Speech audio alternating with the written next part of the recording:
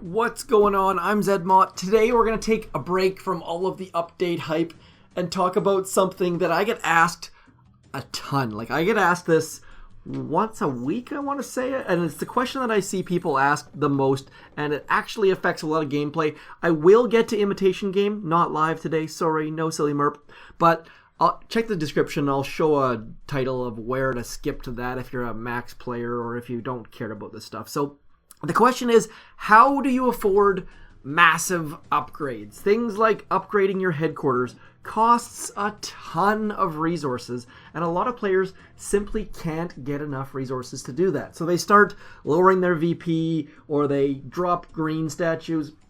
This guide is going to show you exactly how to get lots and lots of resources and still have fun playing the game, because beaching your headquarters and not playing is not a lot of fun. So I actually had a list of notes. Let me get that up. So the first thing that you want to do is, I call these players whales. What you want to do is make sure you get as many whales as you possibly can on your map. See, this player, they've got 36,000 iron. That is not a lot of iron. That's not a lot of gold, not a lot of stone. So what we're going to do is we're going to simply re-roll them. And if you get, let's see what Scritch has. Scritch has also not a lot of resources. So what I'm going to do here is I'm going to put an emoji. You can put a letter, you can put an emoji. I'm going to put a facepalm. So that guy we're going to get rid of. Now, if you're managing your VP, if you're trying to keep a low VP, just wait till tomorrow and find new opponent. Most big updates take 3 to 4 days, so you've got some time to prune your map. That's what I suggest doing every day. Get rid of all the NPCs and just get high loot players. So this player we're going to ignore. Well, let's see, this guy also has low loot. We're going to refresh them. Let's see what I'm Back has to say. I'm Back has tons of loot, so we're going to throw an emoji on there. Doesn't matter what it is. You can put a Y or an N. It's completely irrelevant. Then we're going to go through, let's see what this person's got. They've got a good amount of gold. So, you know what? And they're a low level. So I'm going to keep that player all good. Let's keep going. You get the idea. What we're going to do is prune our map. Daily prunings. This person, lots of, probably pretty good, but we'll re-roll. You know what? Actually, you know what? I'm going to keep that player. What you need to look at is the amount of resources and the amount of effort to remove their base. That player, low level, probably worth keeping. This player, quite a bit of wood and stone, so we're going to keep them as well. Go through. All you got to do is go through your list, see what new players you have, and clear them. That's the first thing you want to do. Prune your map as often as you can. Get it to a point where you've got tons and tons of resources. As you can see here, my map is pretty full. You don't have to attack daily. All I would suggest is remove all of the NPCs. NPCs don't give a bunch of rewards, and it gives you something to do. There's nothing more boring than beaching your headquarters and not playing. So by clearing the NPCs, you'll be able to get more and more players on your map, which gives you more and more loot chances. Now, the second thing you want to do is get your statues in order. You need reds and purples. The biggest thing I see is players that have a resource reward statue and a green statue. The whole point of resource reward statues is to reward you for attacking. Green statues are to reward you for doing nothing. So if you're going to attack, don't have green statues. I would suggest one resource reward masterpiece. Some players have a second guardian. I don't really agree with that. If you're pruning, you should never need that, but that's your choice. I prefer having Power Stone chance and resource reward, but if you go 2 resource rewards, that's fine too. Now, when it comes to boosting, what you want to do is you want to prune your maps so that Imitation Game or Dr. T comes on a day when you're going to do a major upgrade. If you've got, say, if it's Hammerman Attacks or War Factory, not nearly as many resources, because Hammerman Attacks costs gold, obviously, and gives no gold or wood or anything like that. And War Factory costs gold and costs troops and doesn't really give, it gives you the big wood yesterday, but that's about it. Now, Last but not least, Operation Rewards. Operation Rewards, you can get 2 Operation Reward boats within about 5 minutes of one another. So if you're not in a task force, join a task. Look at these rewards. They're pretty darn solid. So what you do is wait until the last 5 minutes of an operation. Get your so what I would do, say for example, is today's imitation game, I would boost up all of my statues, or as many as you feel comfortable boosting, with say an hour left in the operation. Start clearing your map. Collect your operation reward like 5 minutes before the operation ends. It has to be before the operation ends or you lose all of these resources. Claim it. Claim your daily boat. Operation ends. You get your new operation boat. You're still boosted so you can attack a second operation. Keep clearing your map. And by this point, all of your resources are going to be full. Like, not even joking. Everything will be absolutely full because you've just taken off, say, 10 whales off your map. You've just got 2 operation rewards. You've just got your daily boat. And you've just done imitation game. Like, there are a ton of resources there. You just have to prune. So, and if you have second builder, there is a huge trap. Let's get into some attacks here. If you have the second builder, there is a huge trap. What people will do is they'll do 2 medium upgrades with the second builder. You never, ever want to do that because then you're not getting your big upgrades. The second builder should be to get your storages upgraded, to get your defensive buildings upgraded, to get like your vault or whatever upgraded. I mean, if you can get enough resources to do 2 landing crafts, awesome. But just make sure you load them with troops before you start the upgrade. It is far cheaper to spend diamonds to load your landing crafts than to diamond finish your landing crafts. And you really don't want to end up on an operation attack with only 4 boats or something ridiculous like that. Now this goes for Mega Crab too. Doesn't have to just be Imitation Game or Dr. T. Boost your resource reward statues for Mega Crab. They do work. Power Stone Chance does not. Resource reward statues do. I really feel like I'm preaching at you here, but this is a well-known thing to do. This is not something I made up. It works extremely well. It's proven. And the thing is, you get to attack. Managing VP is one thing. By all means, if you're feeling like the bases you're coming up against are too hard, just prune, and take out only what you have to.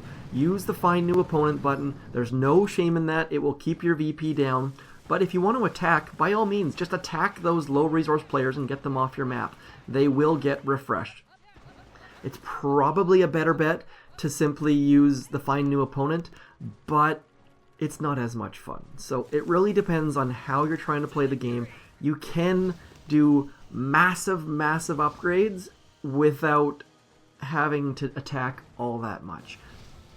And the thing about this is once you get into this cycle, you realize that defensive statues are completely irrelevant.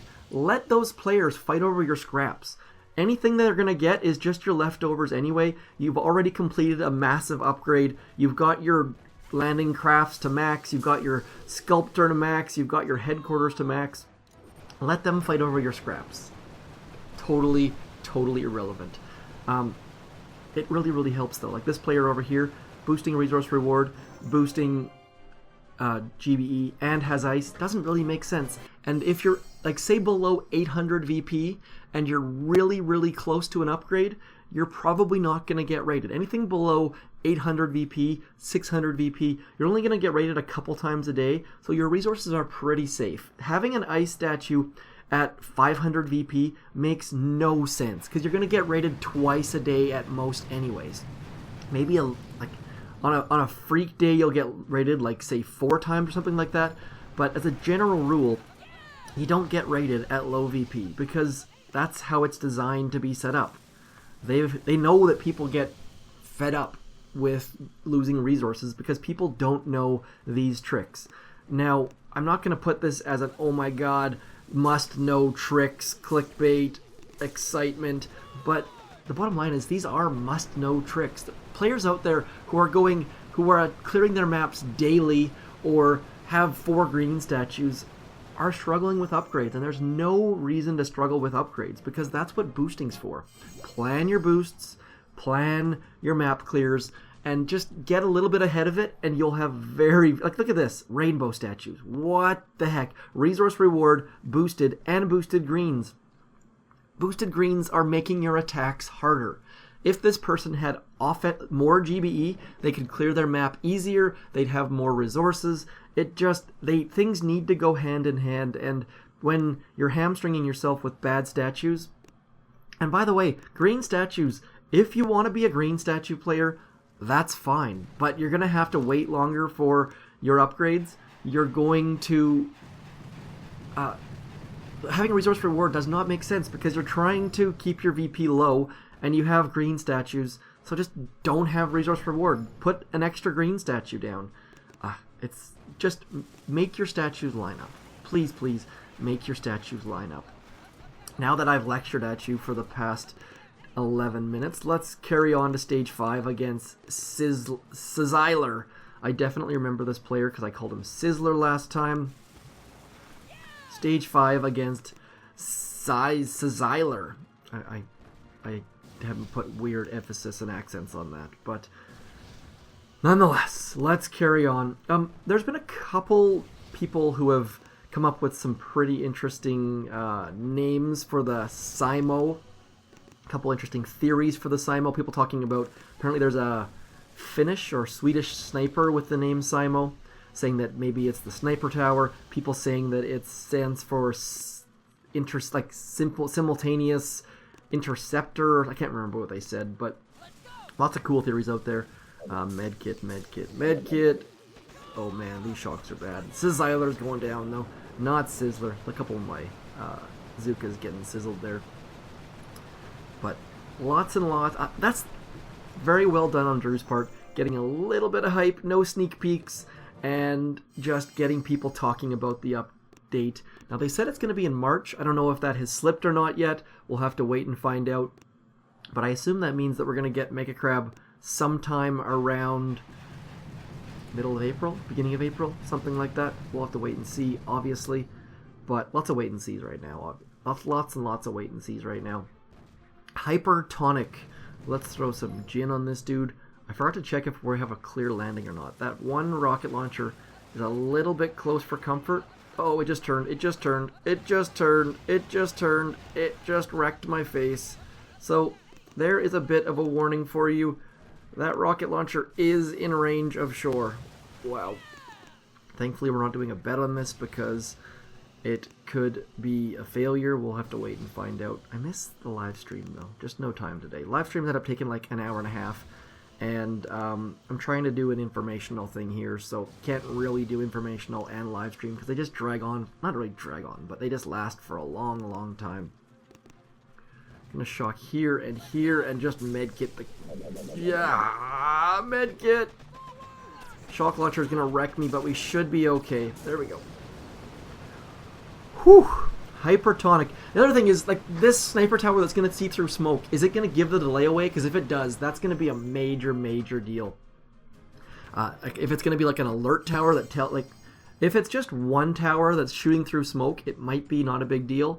But if it's giving the delay away and letting other buildings turn and get prepared for that, it's going to be, danger. So, I'm going to guess that's a Chinese name, maybe?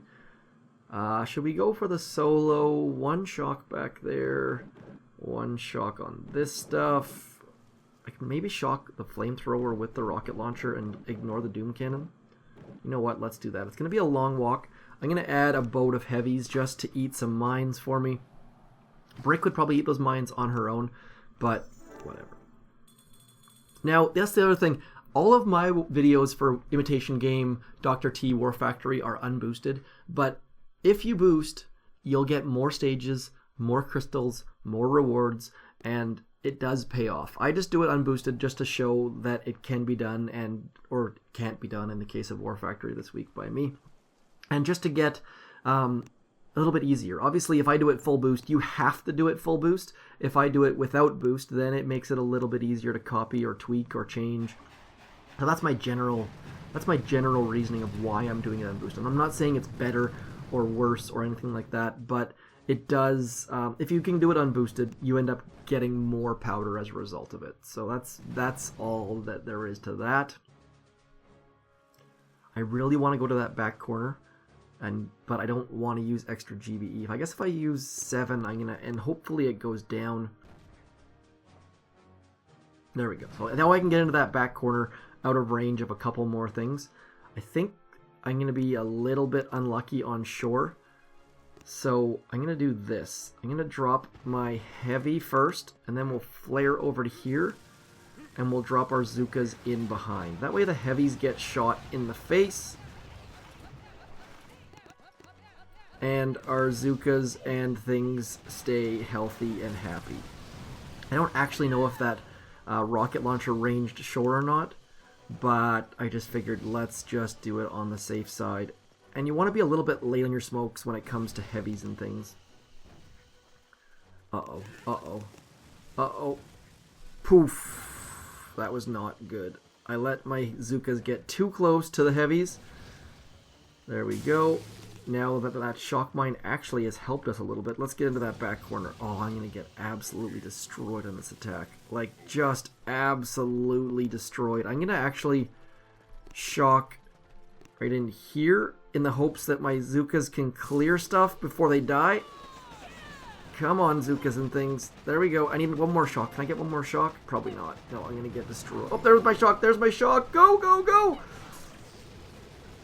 We might actually take it down. There might be a chance. Look at that timer on that shock launcher. I mean, that shock. No, we're doomed. We're doomed. Made the most of it, though, I gotta say. That was not awful. I mean, it was fairly awful, but just that mine at shore there. You want to flare before your Zookas get caught up with your heavies, or maybe even walk past that mine. Let's just see if I should have flared past that mine. Yeah, it might have been an idea just to flare in between these residents or something like that, just to get that mine out of the way, and then we could have carried on. But it's really, you got to be very careful with getting the timing between your heavies and your Zookas so that the heavies hit the mine before the Zookas catch up. Now, I wonder if we actually needed to smoke shore. I'm going to try it. This might be a terrible, terrible idea, but it's only one shock at the back. So let's just try. You can see how this rocket launcher is a little bit off to the right-hand side of the base. I'm going to drop at the very, very left and try to walk underneath its range just in case, because they're going to get a little bit lower by dropping at the far, far left. We'll see if this thing turns. It might end up costing me extra GBE if it turns. But you see how they're walking slightly on a downward angle. We'll have to watch the replay. Look at that. Underneath, no smoke. I like that a lot. We'll have to watch and see if it would have got underneath otherwise, because I'm very, very curious on that. I guess I can watch my boats from the last attack. That would have been a lot easier. Where did I flare to? I flared way too far. That's a terrible flare. You want to flare to like right about here, because otherwise you're going to end up with your Zookas out of the smoke. So we're going to need to do a late smoke there, and a late smoke there, and then we'll flare into the corner. There we go. On those long walks, the speed of the heavies will totally wreck your Zookas, and we shouldn't need any flares here. We're going to use, look how much GBE is left. Perfect, perfect, perfect. If I fail this, bad things are going to happen. So there we go. 1, 2, nice early shocks, and down it goes. So let's just check to make sure if it's a hot beach or not, a sexy beach, an attractive beach, or just a cold. Oh, crystal! That's a drink, right? Let's have a look here. I want to see if we actually needed to do fancy tricks. Let's see here. I don't think we did. I don't think we needed that fancy drop. I think it was completely irrelevant and a waste of GBE, but we'll find out in a second here. I think it's going to be very, very close. Come on. Oh man, not even close. Look at that. No need at all. So don't do fancy drops. Just do a standard side drop, and you don't need to smoke the shore. So poor choice on my part. You can see the dark sand. It's there. You see how the sand goes a little bit darker where the landing crafts drop? Anyways, all 7 stages of after Imitation Game and a little bit of information about pruning your map and using the notes and things like that. Remove all the NPC though. That's the beauty of NPCs. You can clear NPCs and your VP will not change. If I clear 10 NPCs, my VP will go up 10, and then the NPCs will come back and it'll go down 10. So clear NPCs to your heart's content. And if you're trying to do a small upgrade, you can boost resource reward and clear those NPCs. It's not a bad thing to do, especially if you're like me and have like 500 NPCs all over your map because you're a lazy SOB. That's it. That's all. Keep the update news coming. If you guys see something on the forums, if Drew sends you a DM, if you think of something else what zmoT can be, or you see a leaked image or something like that, by all means, please hit me up on Twitter, Discord, YouTube, whatever. Send me a smoke signal. I will answer it. But that's it. That's all. Look how many animals we've got. We got the clamshell, whatever that's called. We got the turtle. We got the sunstar, or I think they call them. They don't call them starfish anymore. And that fancy little shaky thingy-majigger. I'm zmoT. Thanks for coming in. If you have any other tips of things to do for major upgrades, please leave them in the comments. I will like them, highlight them, all of those things. And big ups to the Reddit Smoke crew and the Triangle 9 Discord group for giving me some ideas of things to include. So, talk to you later. Peace.